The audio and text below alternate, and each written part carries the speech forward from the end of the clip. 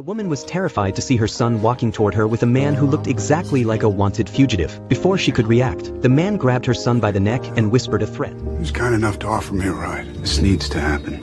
As her eyes darted around, she noticed blood seeping from the man's ear. To protect her son, she chose to go along with whatever the man demanded. On the way home, she remembered the news report about a murderer who had escaped prison. Even when a police car drove by, she didn't dare say a word. But when they got home as the man had asked, Frank didn't attack them. Instead, he collapsed into a chair exhausted. There was a strange calmness and softness in his eyes. He explained to the mother and son that he wasn't a violent man and wouldn't hurt them. He said he only needed a place to stay until nightfall, to protect them from being charged with harboring a fugitive.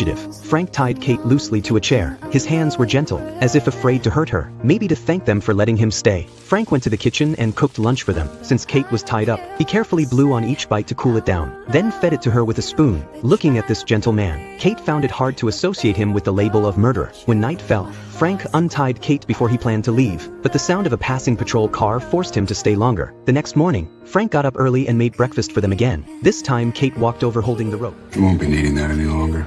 But if the day comes when you have to say I tied you up, you won't be lying. Frank's calm demeanor made Kate lower her guard a little. Her eyes softened without her realizing it. Wanting to repay the kindness they showed him, Frank started helping out around the house. He changed the car's fuses, chopped wood for winter, cleaned the house inside and out. He even taught Parker how to play ball. His tone was serious and fatherly, something Parker had always longed for. Kate saw all of this and her heart began to waver. Maybe this man wasn't as bad as she thought. When she carefully sewed up Frank's pants, Frank noticed the scar on her leg and asked about it. But before she could answer, there was a knock at the door. Frank instinctively pulled Kate down and shielded her. I trust you're not gonna get nervous and say something.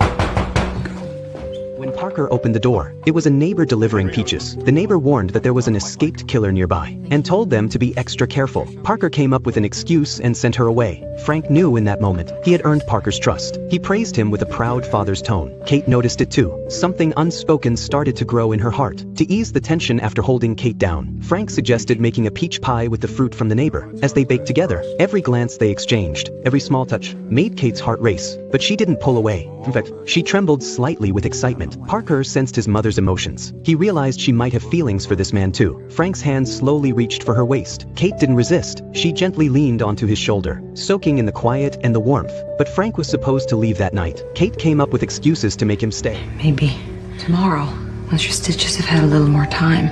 Even Parker said that the dogs would sniff out his blood scent. You should stay.